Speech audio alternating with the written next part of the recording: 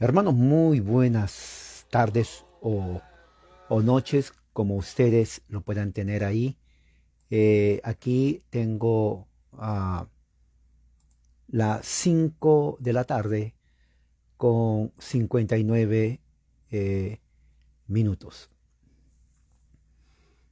Prácticamente ya son las 6 de la tarde aquí en Los Ángeles, California. Y bueno, hay mucho que hablar. Hoy día se celebra pues en los Estados Unidos la independencia, 4 de julio 1776 se declara la independencia de Estados Unidos. De las 13 colonias pasan a ser los 13 estados y se independizan del reino de Gran Bretaña. Ok. Uh,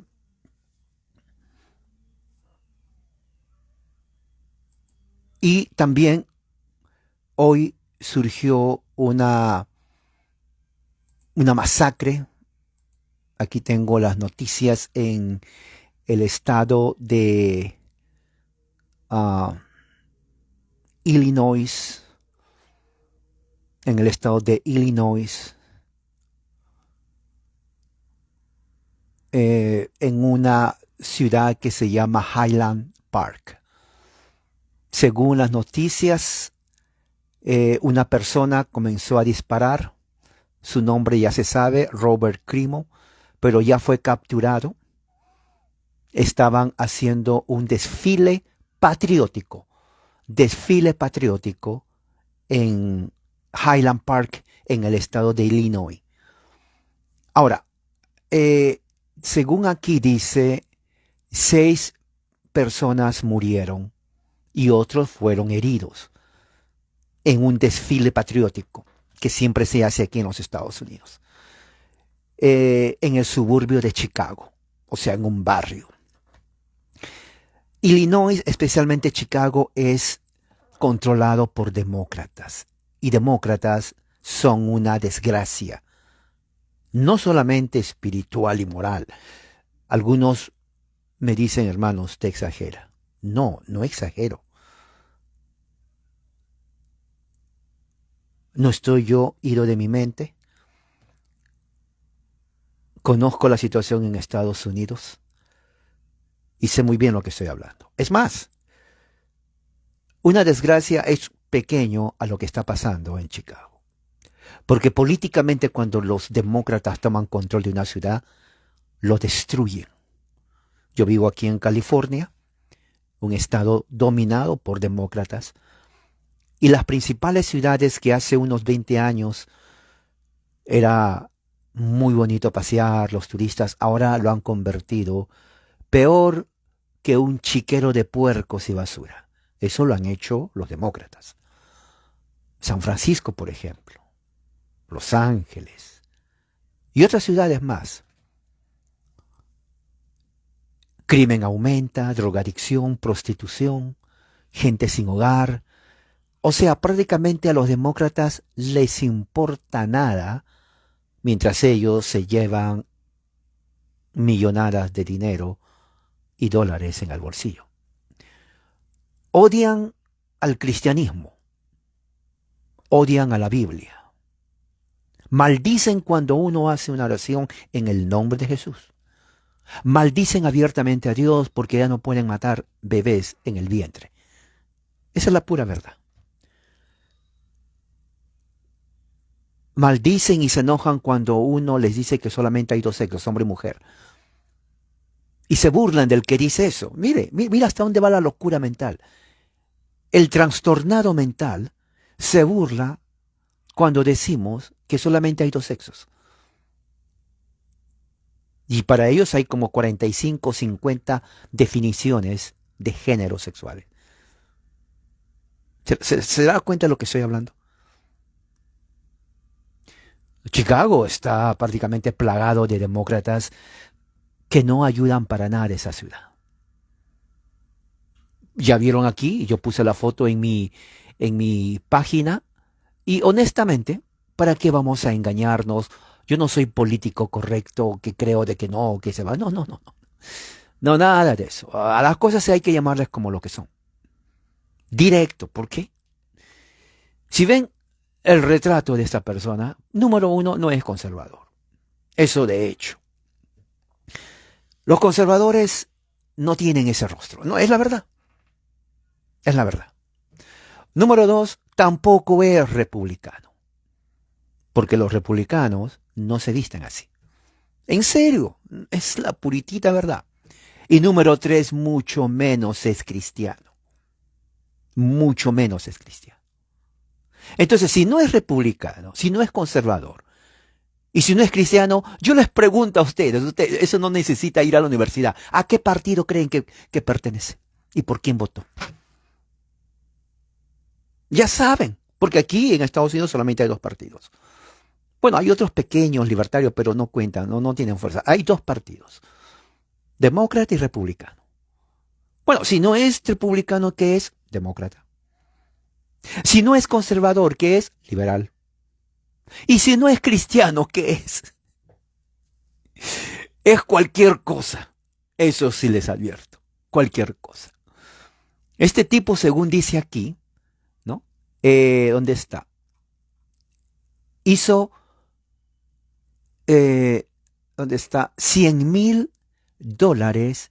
Él es rapero, dice aquí, ¿no? $100,000. Y yo me pregunto una cosa, oiga, ahora, analicemos, somos personas lógicas. ¿De dónde sacó esos $100,000 que la gente compra a un rapero? O sea, rapero no es música, ¿ok? Es ruido.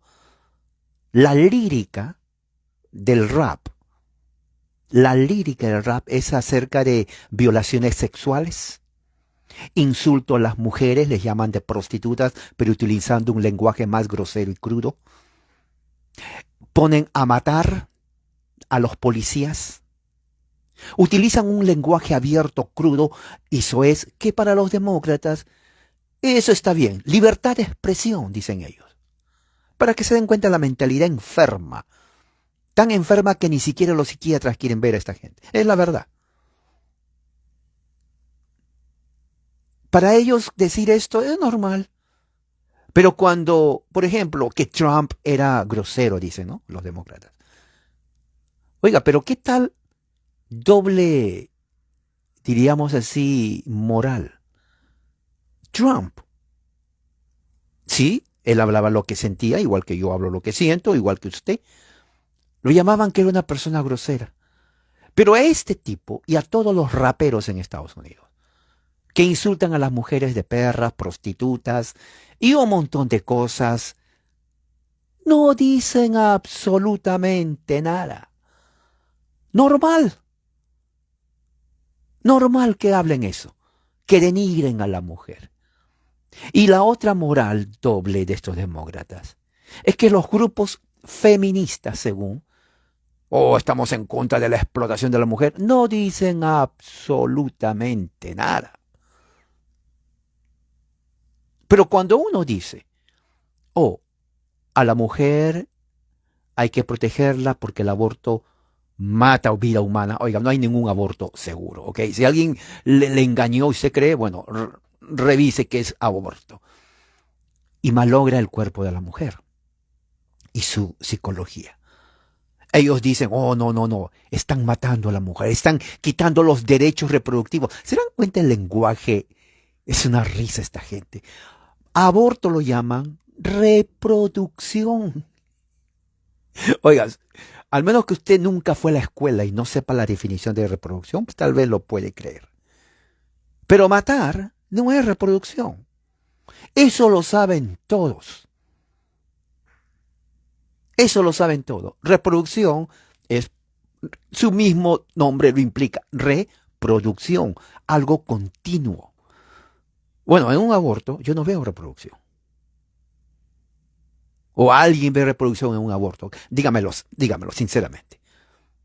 No existe.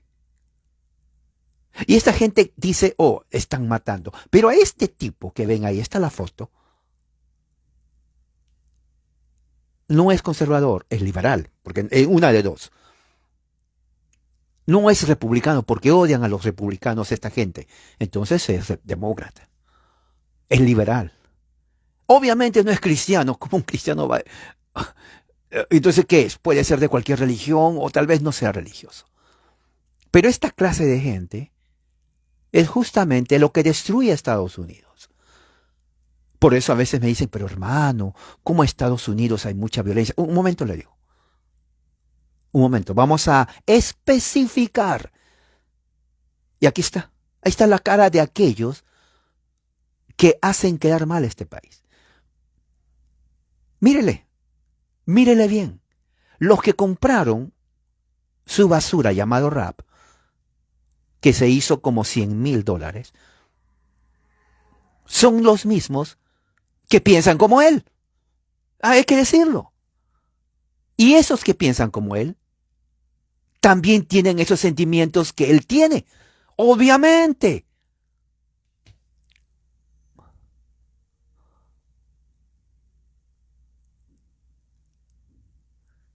Aquellos que compraron su basura, llamado rap, son los mismos que piensan y sienten como este tipo. Los mismos. Son los mismos que salen a protestar, son los antiguerra. Son los mismos que salen a protestar a favor del aborto, los que destruyen negocios privados, los que queman iglesias, clínicas, los que salen a gritar por, según ellos, derechos LGBT y tanta tontera. Son aquellos que cuando ganan los demócratas queman y destruyen todo. Son ellos. Son aquellos que insultaron durante muchos años, 4 años a Trump y a los cristianos y a las iglesias y los conservadores. Son esta piltrafa humana. Son ellos. Ellos odian a los Estados Unidos. ¿Me entiende?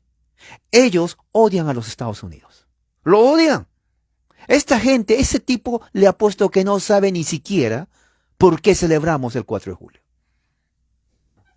No le importa. No sabe absolutamente cómo se inició esta nación. Es un alma más, un alma miserable, cuya existencia en esta tierra no tiene propósito.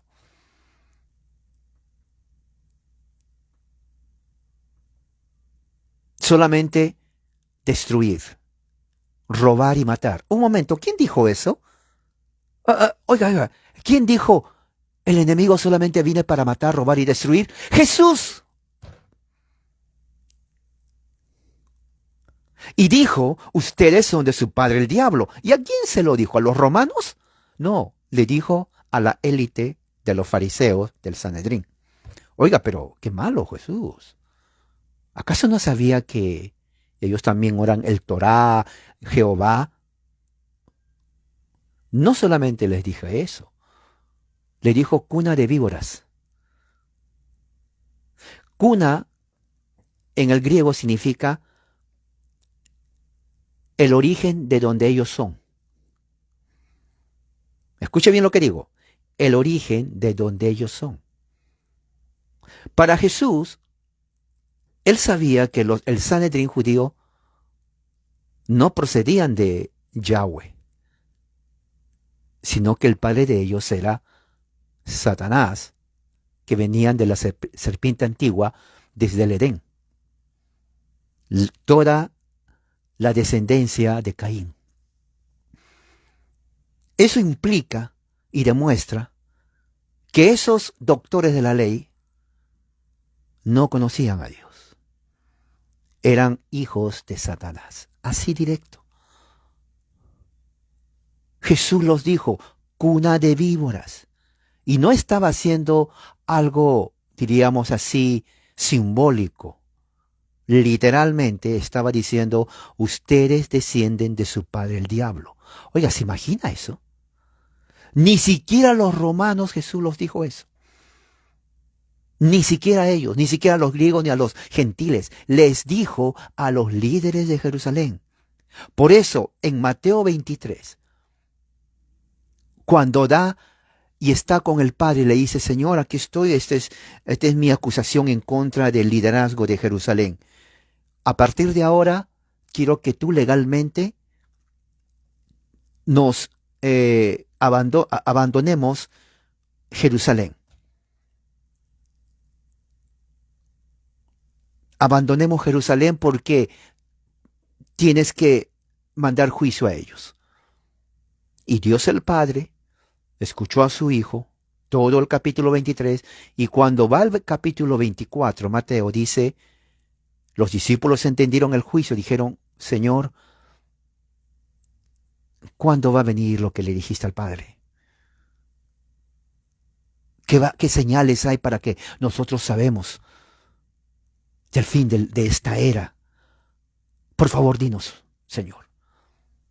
No queremos que nos agarre de improviso. ¿Cuándo va a suceder ese juicio? Ellos lo entendieron. Y Jesús dice, el juicio sobre Jerusalén por causa de los líderes que son hijos de Satanás y por consecuencia porque ellos rechazaron al Hijo del Rey, va a venir en una generación. ¿En una generación? Sí, en una generación.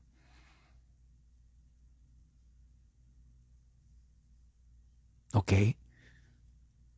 O sea, va a venir, sí. ¿Y qué señales va a haber? Bueno, van a ver esto y todas las señales que mencioné ahí. Entonces, lo que quiero decir es que justamente esta gente de aquí, como este tipo, hay cantidad, los que compraron su basura, piensan como él, están en la calle y están teniendo el mismo sentimiento de destruir, de matar y de robar. Son otro tipo, otra especie, yo diría, de humanos. De veras. Otra especie de humanos. Es algo, con esta gente no se puede dialogar. Creo sinceramente que están poseídos.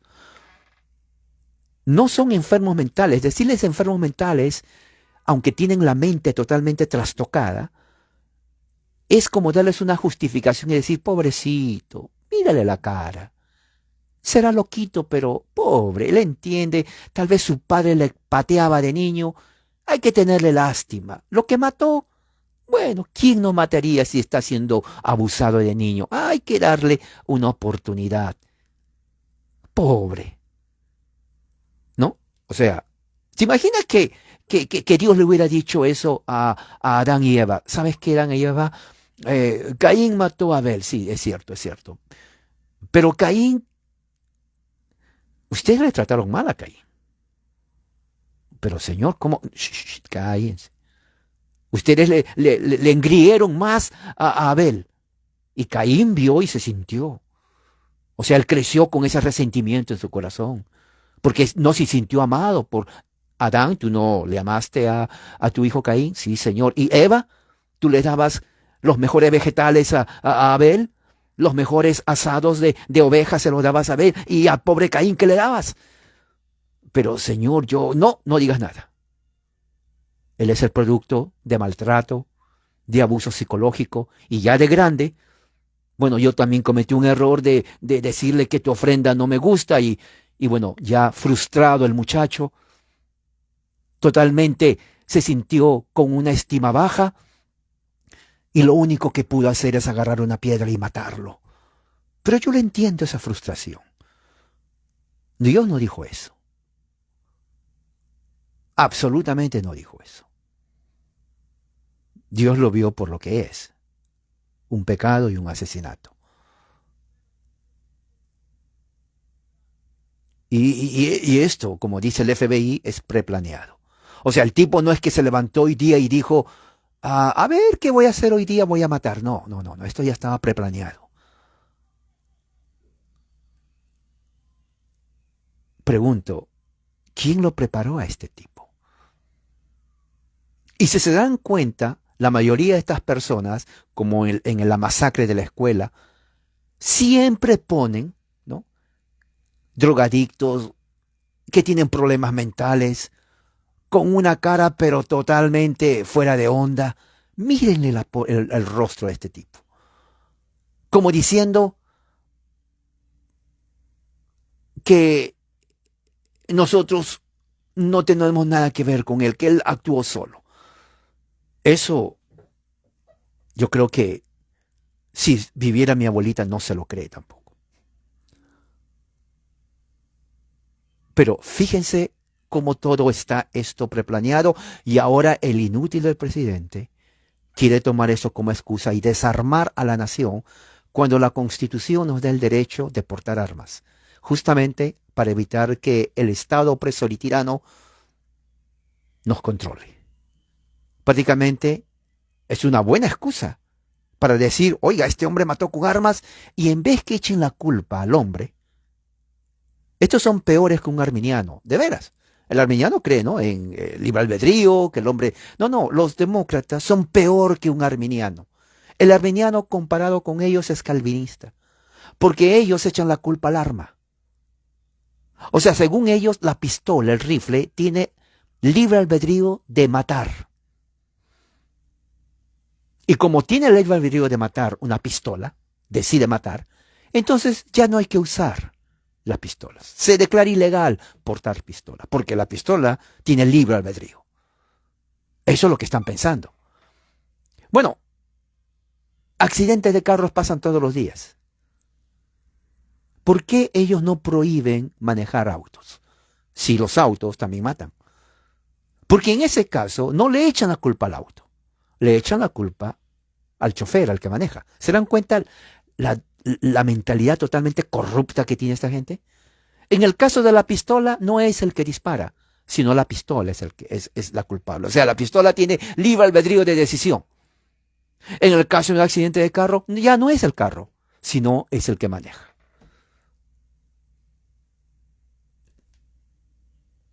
Pura política de personas mal de la cabeza. Eso es. Odian a los Estados Unidos, odian los principios que este país fue fundado, odian la moralidad bíblica escritural que hizo este país grande. Odian, lo odian. Y yo me pregunto, si tanto odian, pues ¿por qué no se van a China, a Rusia? ¿Por qué no se van a unos países donde no hay Dios, no hay iglesia y odian a Estados Unidos? Lógico. Si a uno no le gusta un lugar, pues que se largue. Ellos pueden hacerlo. Pero no. No. Ellos simplemente odian, prácticamente al odiar los orígenes de Estados Unidos, odian los orígenes cristianos y últimamente la palabra de Dios. Porque los Estados Unidos nace de un pacto con Dios, 1630, cuando los puritanos le dicen al Dios Todopoderoso, Dios de Abraham, Isaac y Jacob, que les dé la bendición porque van a venir a estas tierras y Dios los bendice. Porque durante 1700 a 1800, todos los presbiterianos que vinieron de Irlanda, de Escocia, los pactantes que vinieron aquí, comenzaron a predicar y dijeron, no vamos a permitir que los arminianos ingleses vengan y nos maten como mataron a nuestros pastores en Escocia durante el tiempo de la matanza, que fue de 1680 a 1689 en Escocia. Anularon todos los pactos nacionales que hicieron, los persiguieron, no tenían a dónde ir y vinieron aquí a las costas. Los puritanos también fueron expulsados de Inglaterra por los arminianos, vienen a Estados Unidos, vienen con la Biblia de Ginebra. Todas sus colonias es basado en las escrituras. Se dan la mano con los presbiterianos, los puritanos. Vienen los hugonotes franceses que son calvinistas. Ellos vienen aquí, se asimilan. De ahí nacen los mejores capitalistas de Estados Unidos, porque el hugonote presbiteriano calvinista le gusta trabajar, no depende del Estado. Vienen los reformadores de Holanda, de Bélgica. Todo esta pedigrí de calvinistas, son los hijos de Calvino, hicieron esta nación así. George Washington, en su ejército, puros calvinistas. Hubo solamente un católico, creo, 1 o 2 católicos, y algún luterano, 3 o 4, no muchos. Pero la gran mayoría calvinistas, presbiterianos, puritanos, hugonotes, reformados. Oiga, ¿qué más quería? George Washington estaba más feliz de la vida con los hijos de Calvino. Tenían ellos las confesiones de fe de Westminster, los catecismos mayor y mayor, los institutos de fe de Calvino, lo estudiaban, lo enseñaban en sus congregaciones. Oiga, le voy a decir una cosa, los teólogos pelearon en la guerra. No como hoy día, ¿no? Teólogos, bueno, libros, nomás aquí. No, allá los teólogos sí estudiaron, pero tenían que tomar armas, porque Si perdían la guerra, ya no había otro lugar para la libertad. Ya no había otro lugar para ir.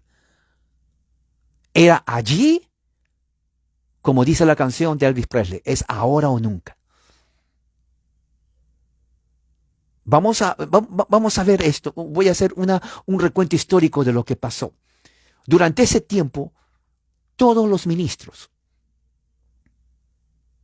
que estaban en las colonias, estamos hablando de 1710 hasta 1770 y hasta después, ellos se vestían con una túnica negra, ¿no? Su sotana negra, eran ministros presbiterianos, puritanos, de negro, y al ver que los ingleses estaban prácticamente abusando y quemando iglesias, entonces ellos se unen y comienzan ellos a predicar desde sus púlpitos, dando arengas políticas desde el punto de vista bíblico. Y yo los tengo aquí, porque tengo acceso a las librerías o a las bibliotecas de los Estados Unidos. Oiga, es increíble esos sermones. Tengo uno aquí que ya lo terminé de traducir. 2 horas de sermón. Uno de los miles que hubo. ¿Okay? Este es uno que hice de los miles que hubo. Esa es la razón por la cual ellos prepararon el camino para la revolución. Se les llegó a conocer el regimiento de la túnica negra. Los británicos le dieron ese nombre porque vieron que la revolución americana partía del púlpito de los presbiterianos escoceses pactantes, de los puritanos ingleses y de los hugonotes franceses. El clero estadounidense fue conocido como el ejército de la túnica negra, porque así se vestían ellos durante la era de la fundación. Tanto es así que los británicos culparon a los presbiterianos. A los ministros presbiterianos culparon por la independencia de los Estados Unidos de América. Claro, eso ustedes no lo van a saber de los medios controlados de desinformación que no sirven absolutamente para nada. Es la verdad. ¿Para qué les voy a engañar? Honestamente, no tengo por qué engañarles.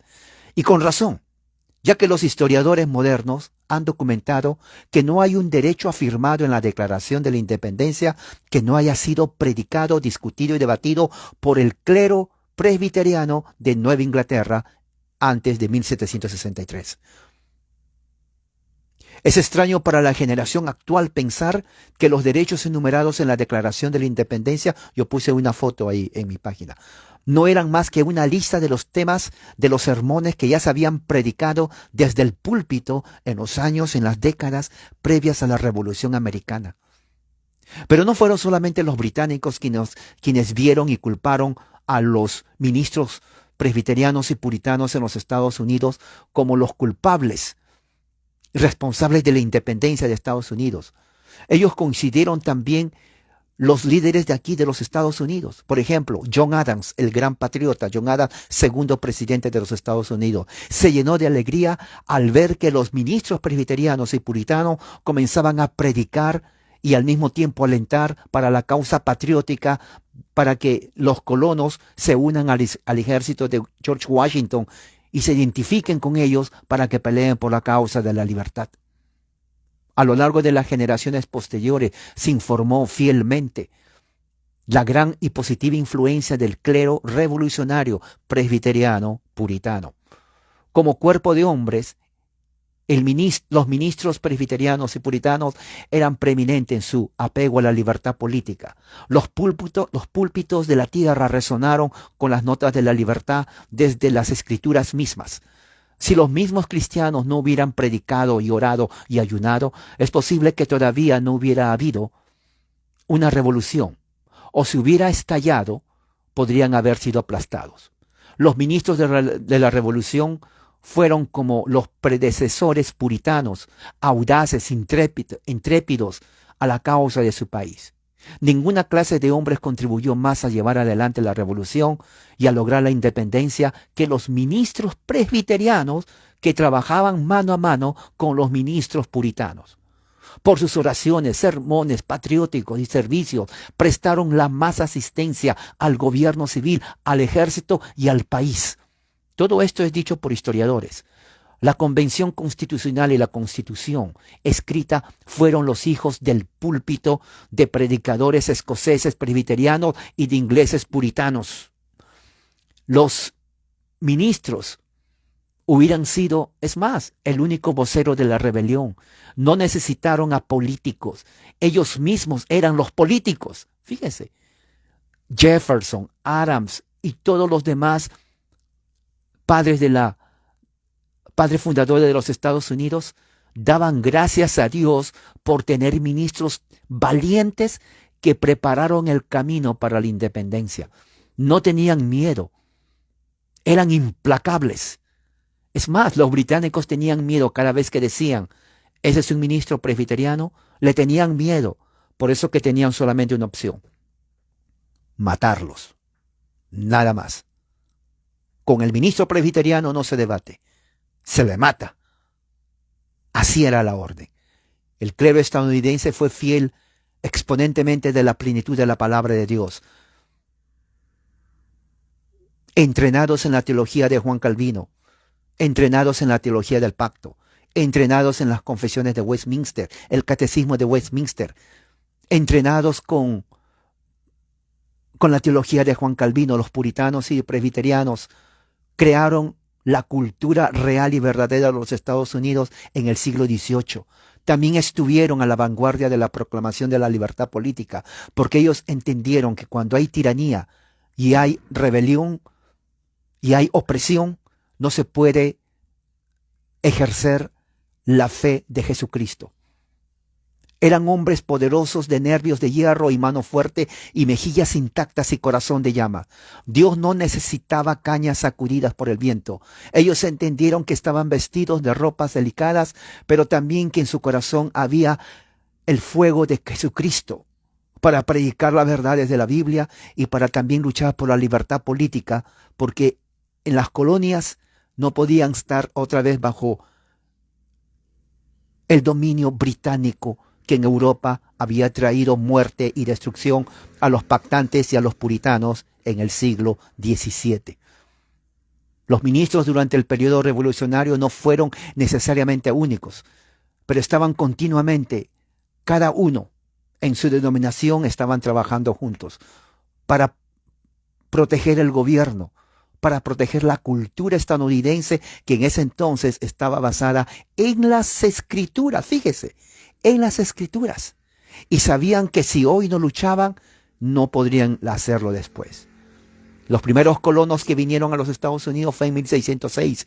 Incluyeron ministros como los reverendos Robert Hand, Richard Burke, William Meese, Alexander Whittaker, William Wickham. En 1619 ayudaron a formar el primer gobierno representativo en Estados Unidos, la Cámara de los Burgueses en Virginia. Con los miembros elegidos entre el pueblo, la legislatura se unió en la iglesia de Jamestown y se inauguró con oración por el reverendo Burke.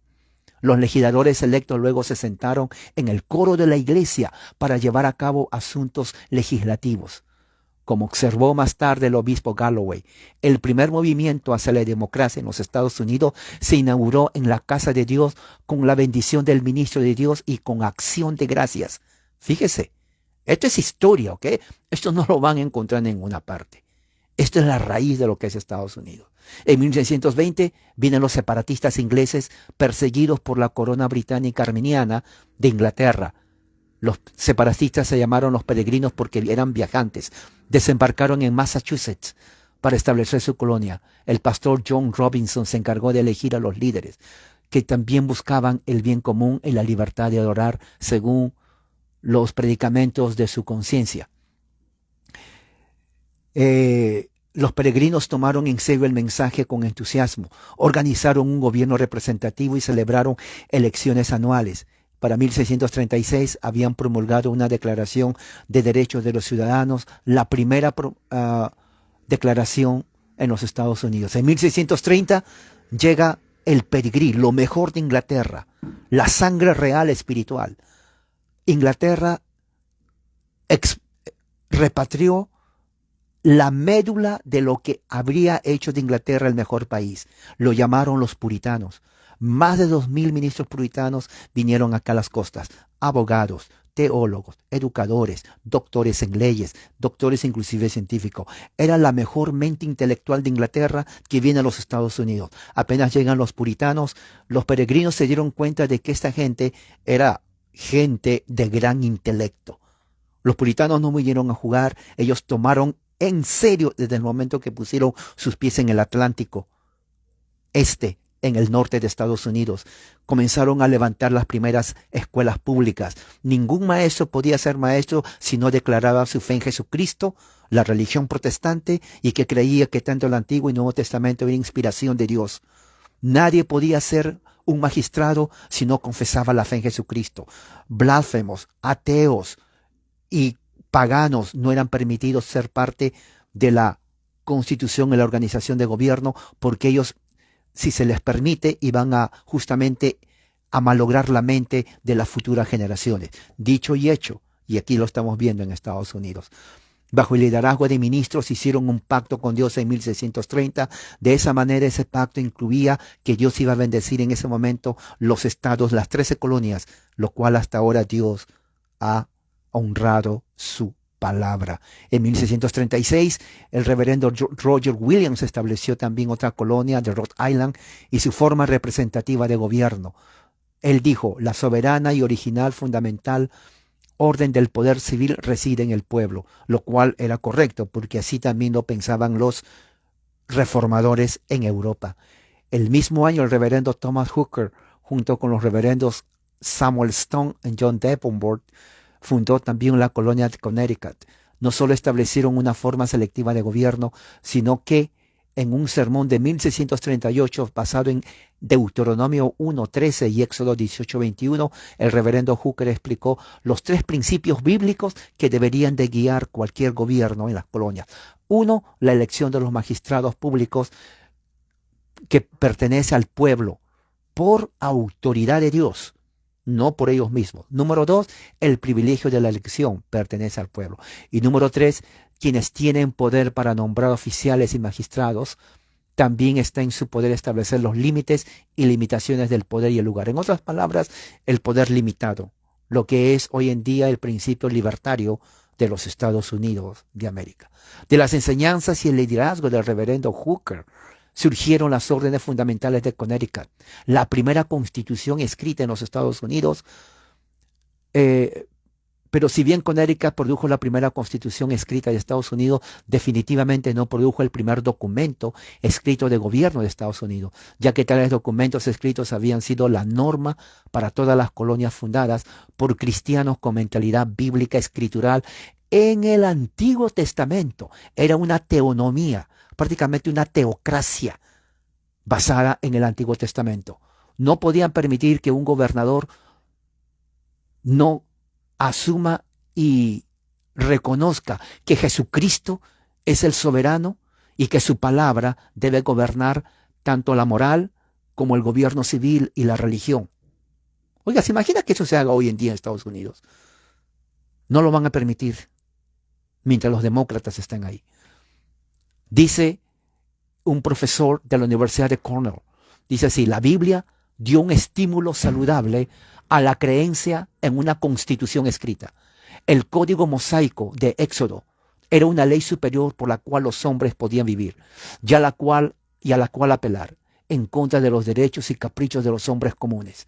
Los documentos escritos de gobierno impusieron limitaciones directas al gobierno y dieron a los ciudadanos la máxima protección contra los caprichos de los líderes egoístas. En 1676, Nueva Jersey fue constituida y luego dividida en 2 subcolonias religiosas, la colonia puritana y la colonia de los Quaker. Los Quaker era una secta que vino de Inglaterra, muy diferente a los puritanos. Entonces tenían sus dos áreas de trabajo. Cada una tenía un gobierno representativo con elecciones anuales. William Penn, que fue uno de los ministros puritanos, dijo: sentamos las bases para que después de las eras entiendan su libertad, para que no sean llevados a servidumbre, sino por su propio consentimiento, porque nosotros ponemos el poder en el pueblo. Bajo el documento de William Penn decía: la legislación Se invistió en una sola asamblea elegida por todos los habitantes. Las elecciones debían ser por voto secreto. Se afirmó claramente el principio de no tribulación sin representación. Se garantizó no tributación sin representación. Se garantizó la libertad de conciencia, el juicio por jurado y la inmunidad de arresto sin orden judicial. Prácticamente estaban ya poniendo las bases para la Constitución de Estados Unidos en el año 1776. Esto es el año 1600 y algo. O sea, los colonos puritanos ya tenían esto escrito. Para 1681 Penn escribió el marco del gobierno de Pensilvania, en donde también pone las bases políticas. El padre fundador Noah Webster, de donde viene el diccionario Webster, dijo, el ministro puritano presbiteriano es erudito.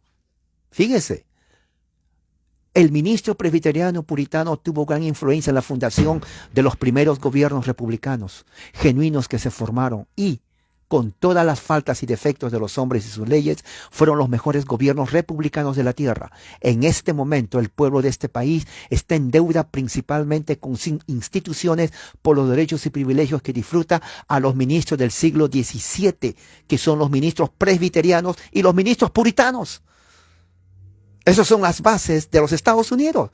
Eso no lo van a escuchar de los medios controlados de desinformación. Para nada. No les importa y son ignorantes. Daniel Webster, el gran defensor de la Constitución, dijo, a la lectura libre y universal de la Biblia, en esa época, los hombres estaban muy endeudados por los puntos de vista correctos de la libertad civil que los ministros puritanos extrajeron de las Escrituras, del Antiguo Testamento y del Nuevo Testamento, debido a que los ministros cristianos, puritanos y presbiterianos establecieron en Estados Unidos libertades y oportunidades que generalmente no están disponibles, ni siquiera estaban disponibles en Gran Bretaña. También estuvieron al frente de la resistencia a las usurpaciones de las libertades civiles y religiosas que habían ayudado a asegurar. En otras palabras, los ministros no podían permitir que se les corte la libertad civil y religiosa en las colonias como lo habían hecho en Escocia, en Irlanda, en Francia y también en Inglaterra. Ellos dijeron, nuestros padres sufrieron persecución. Los escoceses presbiterianos fueron cazados como animales, como a perros, los mataron.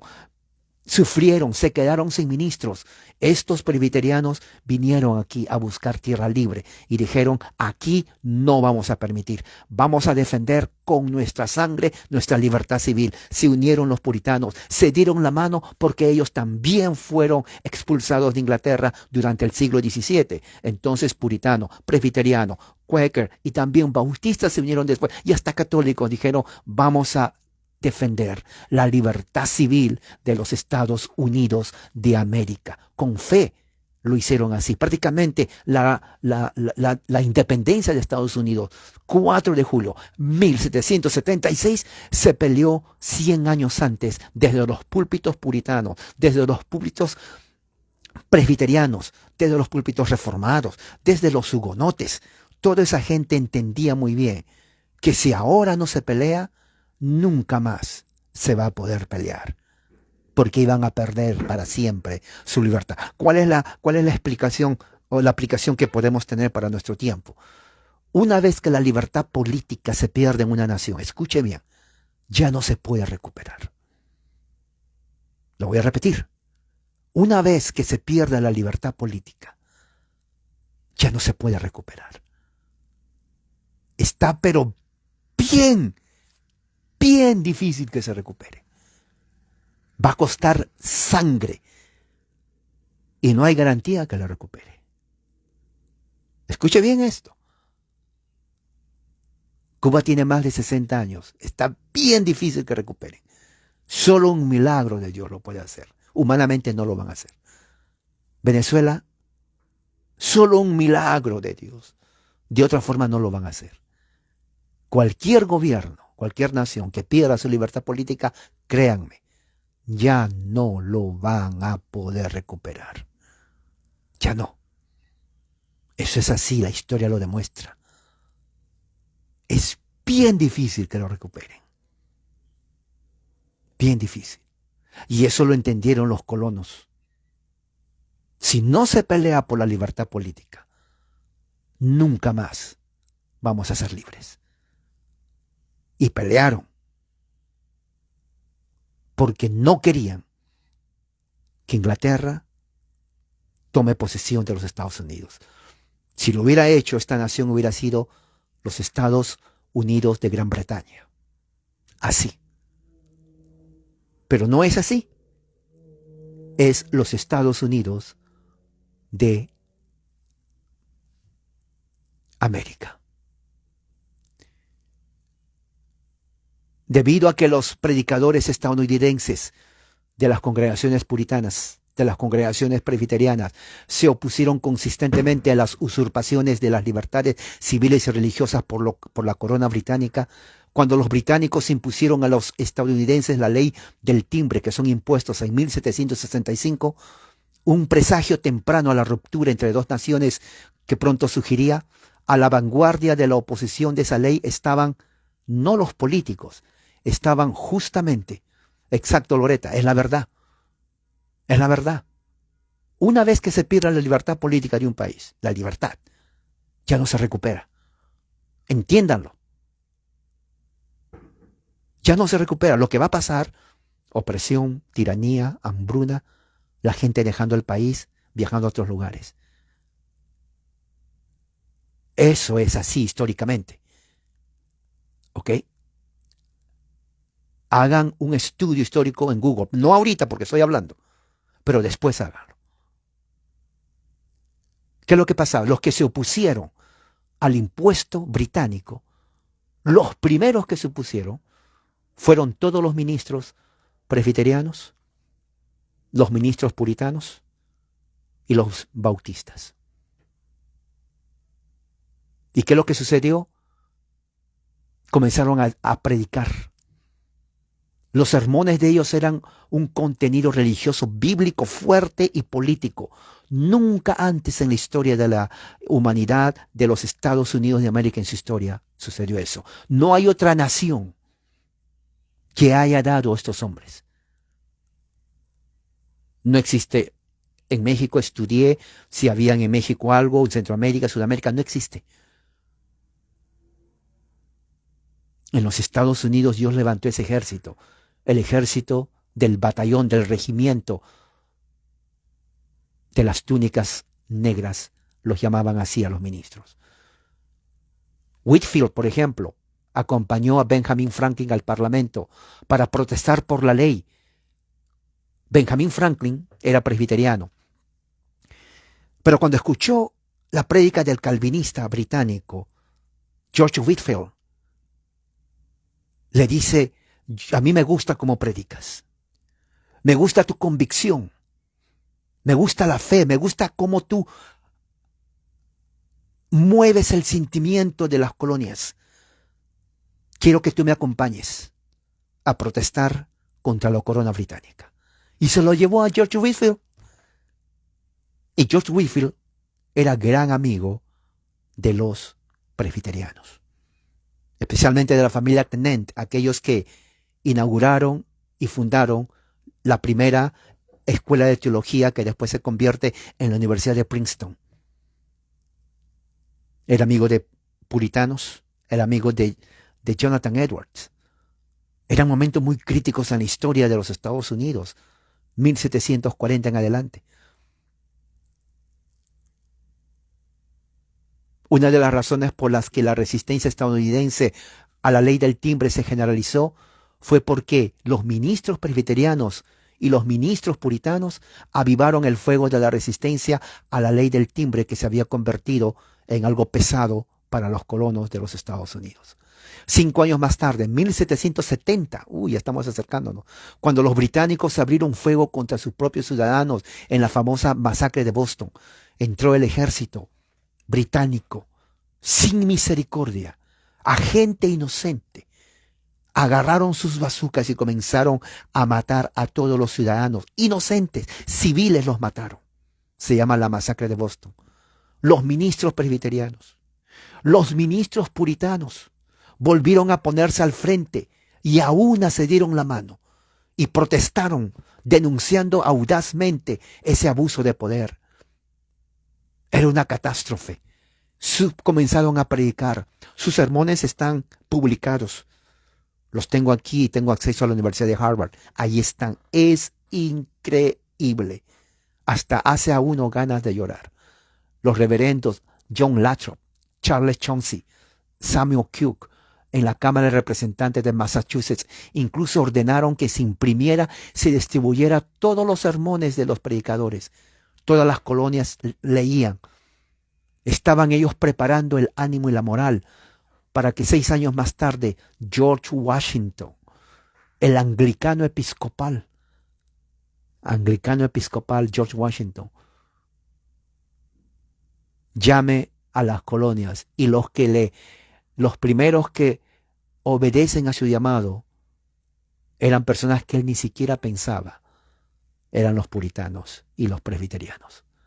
Él se quedó sorprendido y dijo: ¿presbiteriano ayudando a un anglicano? Y dijeron: si es por la causa de la libertad, sí. Y se dieron la mano. George Washington después agradece a todos los ministros presbiterianos que lucharon para la libertad de la causa civil y política de los Estados Unidos de América. Porque ellos entendieron, una vez que la libertad política de un país se pierde, ya no se vuelve a recuperar. ¿Entiende usted eso? Una vez que se pierda, ya no se vuelve a recuperar. Mire a Cuba y viene a Venezuela. Va a estar bien difícil, a menos que Dios actúe. Humanamente hablando, ya no se recupera. Mire Bolivia. A mis amigos chilenos, que la gracia de Dios esté con ustedes. Sinceramente. Tienen que luchar. Porque una vez perdida, ya no se va a recuperar. Eso es así. Los predicadores puritanos también promulgaron la doctrina de la libertad civil, que el soberano era responsable ante el tribunal de la opinión pública y debía ajustarse en la práctica a la voluntad expresa de la mayoría del pueblo. Gradualmente sus púlpitos se convirtieron en los tribunos de la gente común. En las ocasiones los ministros puritanos fueron los audaces defensores de la libertad civil que estableció la Revolución Americana. Se unieron a ellos los escoceses pactantes presbiterianos. Las dos llamas actualmente que mantuvo la revolución a fuego que quemaba era el púlpito presbiteriano y el púlpito puritano. Los dos de la mano fueron las bombas políticas para vencer a la corona británica. Increíble. Sin embargo, los ministros cristianos no solamente enseñaron los principios que condujeron a la independencia, sino que también participaron en el campo de batalla para asegurar esa independencia. Teólogos de ambos bandos, presbiterianos y puritanos,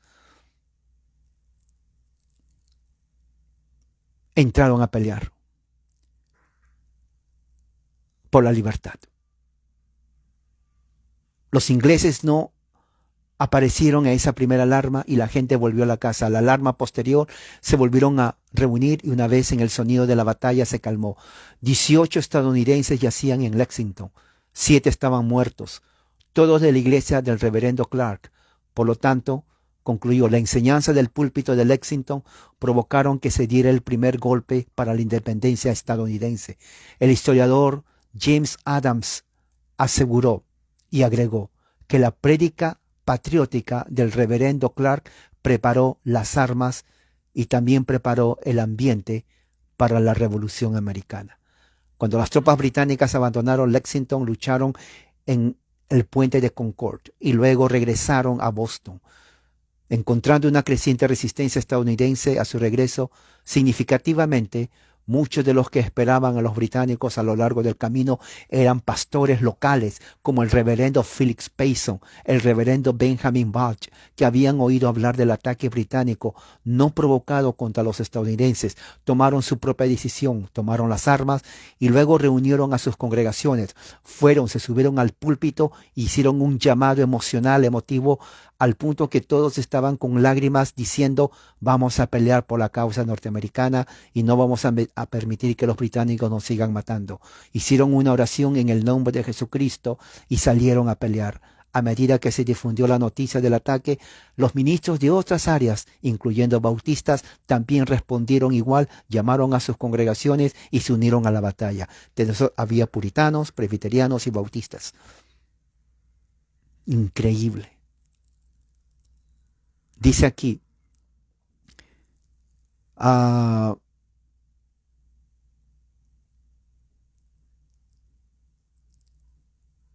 bueno, hay cantidad de historias, hay muchos ejemplos adicionales, dice. No es de extrañar que los británicos llamaron al clero estadounidense, a los ministros puritanos, especialmente a los ministros presbiterianos, a quienes odiaban el regimiento negro. Lo llamaban regimiento negro porque las túnicas de ambos ministros era negro. Y decían que hay otro regimiento superior al de Washington, es el del púlpito. Es el de los ministros que predican desde el púlpito la libertad. Pero debido a su fuerte liderazgo, los ministros a menudo eran el blanco de los británicos. Había una clase de clérigos y capellanes en la Revolución a quienes los británicos, una vez que les impusieron las manos, los trataron con la severidad más bárbara, lo torturaban, le cortaban la nariz, le cortaban las orejas. Al final, si se daban cuenta que eran presbiterianos, lo mataban de la forma más terrible que se puede matar a un ser humano, porque ellos tenían en mente justamente lo que habían hecho con sus antepasados en Escocia, los pactantes, en 1650 en adelante. Y aquí en los Estados Unidos comenzaban a vengarse y decían, vamos a eliminar esta plaga presbiteriana escocesa. Entre ellos estaba el reverendo Naftali Daggett, presidente de la Universidad de Yale, universidad puritana. Cuando los británicos se acercaron a New Haven para entrar a las casas privadas y comenzar a quemar y a violar a las mujeres puritanas, las violaban y mataban a todos los niños, Daggett ofreció una dura y en ocasiones casi con una sola mano de resistencia a la invasión británica.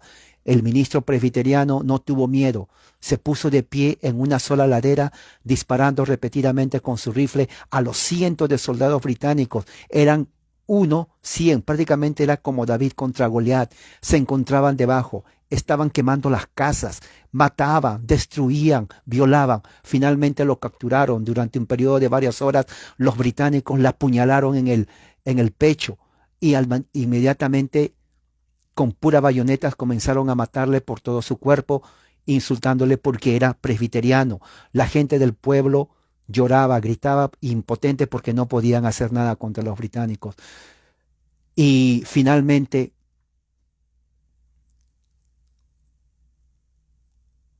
él pudo, de una forma milagrosa, sobrevivió, pero era como que si no hubiera sobrevivido. Su cuerpo estaba tan cortado, heridas totalmente gravísimas, que en poco tiempo murió. Cuando el reverendo James Caldwell ofreció una resistencia similar en New Jersey, otro presbiteriano, los británicos entraron a su iglesia, cerraron a los que estaban adentro, prendieron fuego a la iglesia y todos murieron quemados en la misma iglesia. Mataron a su familia, todos fueron asesinados, porque era presbiteriano y se acordaban de los escoceses que pusieron resistencia en Escocia. Los británicos abusaron, mataron, violaron, decapitaron, hicieron una de las peores ataques de guerra que en la política de guerra que puede hacer. Los colonos estaban enojadísimos, impotentes, y solamente rogaban a Dios que haga justicia y que tenga misericordia de ellos. Los ministros británicos, los ministros cristianos, puritanos y presbiterianos verdaderamente brindaron un liderazgo valiente aún a perder la vida a través de la revolución. Como se señaló brevemente, fueron en gran parte los responsables para asentar las bases intelectuales de la libertad civil y de la Constitución de Estados Unidos. En 1687 el reverendo Wise enseñaba ya que los impuestos sin representación es tiranía. El consentimiento de los gobernados es el fundamento del gobierno. Todo hombre debe ser reconocido igual a cada hombre.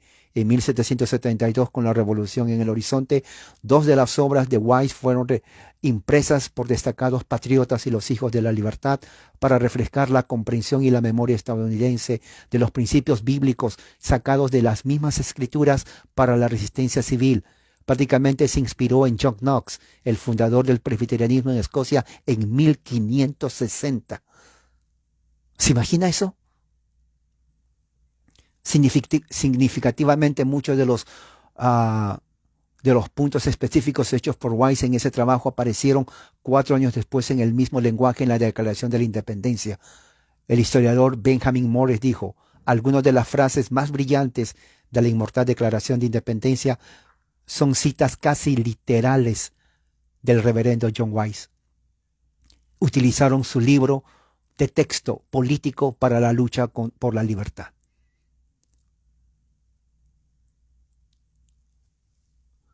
Fueron los ministros presbiterianos, puritanos y bautistas, como John Wise y decenas de ellos también, a través de los escritos innumerables sermones, que sentaron las bases intelectuales para la independencia estadounidense.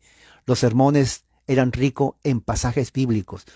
Todos los sermones a favor de la libertad política eran extraídos de los profetas como Isaías, Jeremías, Daniel, Miqueas, Ageo, Zacarías. Prácticamente los sermones eran una transcripción literal de todo el Antiguo Testamento para crear conciencia espiritual en la mente de los colonos. Tanto era que repetían que ya los colonos se sabían de memoria las escrituras, fíjense, porque lo leían en todos sus sermones. El clero cristiano, presbiteriano, puritano, definió en gran medida la teoría política de los Estados Unidos e incluso la defendió en el combate militar. Pero también fueron líderes de los consejos legisladores nacionales para ayudar a implementar lo que habían concebido y dado a luz. Por ejemplo, el reverendo John Witherspoon, ya hablé de él ayer, escocés, teólogo presbiteriano pactante, fue miembro del Congreso Continental y sirvió durante la Revolución en la Junta de la Guerra, así como en más de 100 comités del Congreso. Numerosos ministros también sirvieron en la legislatura estatal, ministros, pastores, teólogos, presbiterianos, puritanos, congregacionalistas, hasta bautistas, como el reverendo Jacob Green de New Jersey, quien ayudó a dejar de lado el gobierno británico en ese estado y fue nombrado presidente del comité que redactó la constitución original del estado en 1776. El ministro Jacob Green fue anglicano y dejó el anglicanismo para unirse a las causas de la libertad de los colonistas. El reverendo Frederick Muhlenberg, él fue el primer luterano que se une a la guerra, de origen alemán. Ayudó a redactar la Constitución de Pensilvania. El reverendo Stillman, quien ayudó a redactar la Constitución de Massachusetts. Muchos ministros estaban realmente siendo políticos, tutores y mentores de los grandes padres fundadores de la independencia. El movimiento federal fue encabezado todos ministros presbiterianos: Jeremy Belknap, Samuel Stanhope Smith, John Witherspoon y James Manning comenzaron a señalar los defectos de los artículos de la Confederación, y cuando la Constitución finalmente estuvo completa y enviada a los estados para su ratificación, casi 4 docenas de clérigos fueron elegidos como ratificadores, o sea, más de 40 ministros entre puritanos, congregacionalistas, presbiterianos se reunieron para firmar, ¿no? Tras la adopción de la nueva Constitución Federal, los ministros se mostraron muy activos en la celebración de su ratificación.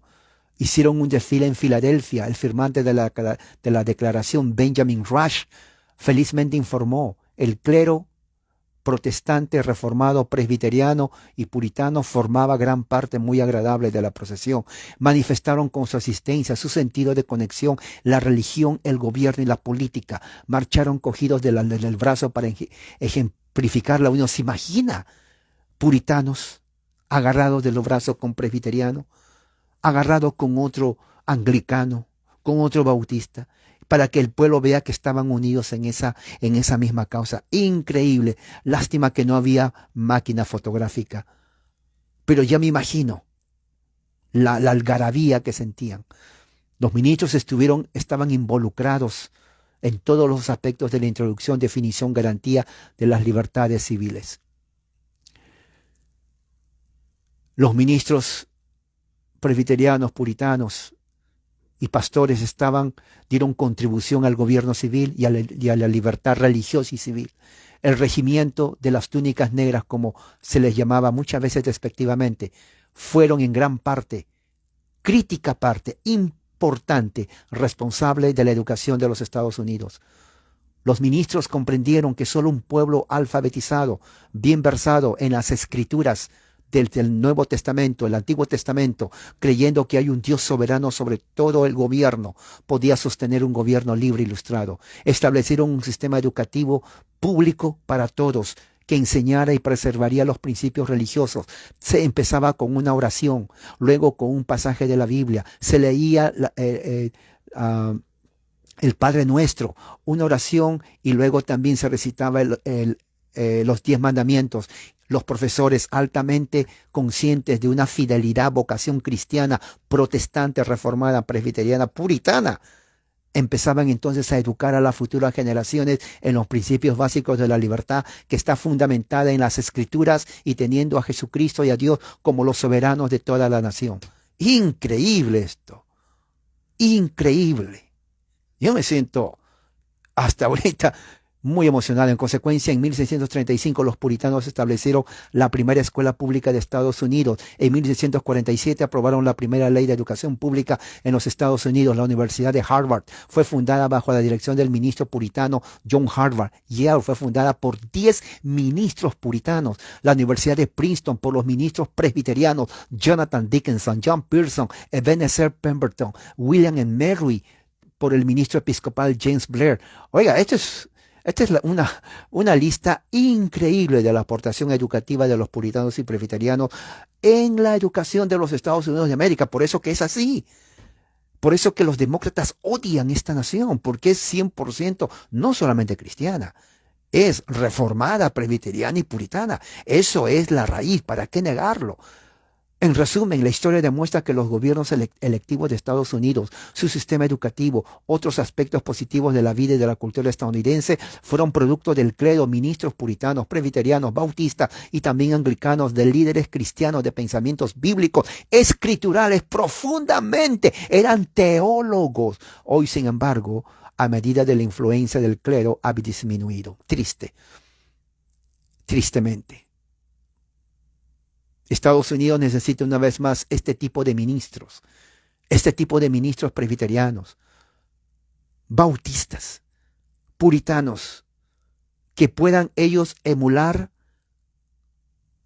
el ejemplo en carácter y convicción de los ministros del siglo XVIII. Y esto es así, aquí termino, para que se den cuenta la influencia increíble de lo que dio lugar a los Estados Unidos de América. Y creo una cosa, si los Estados Unidos es todavía el número 1, es por la gracia de Dios. Y Dios no va a tomar por inocente aquel que blasfema su nombre, como lo han hecho los demócratas, que maldicen una oración en nombre de Cristo, lo maldicen. Y maldicen a Dios abiertamente. Vamos a orar. Padre, gracias por tu amor y tu misericordia. Que tu gracia, Señor, sea con nosotros ahora siempre. Padre, mira esta nación. Tú has bendecido a esta nación. Hay un pacto de 1630. Honra ese pacto. Señor, elimina a los enemigos de esta nación. Elimina a aquellos, Señor, que viviendo aquí odian tu palabra, número 1. Odian tu Biblia.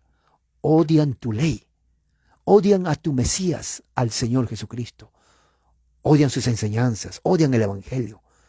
Odian la iglesia, odian al niño en el vientre de la madre, lo quieren matar, odian al hombre, odian a la mujer, odian a la educación, odian todo lo bueno. Padre, no permitas que tengan éxito. Dice la palabra que tú te vas a burlar de ellos. Dales su merecido de acuerdo a tu justicia. Y protege tu iglesia, fortalécela, porque los días son malos. En el nombre de Jesús. Amén. Mis hermanos, que la gracia y la paz de Jesucristo sea en todos ustedes. Y recuerde, ore por su país. Porque una vez que la libertad política se pierda,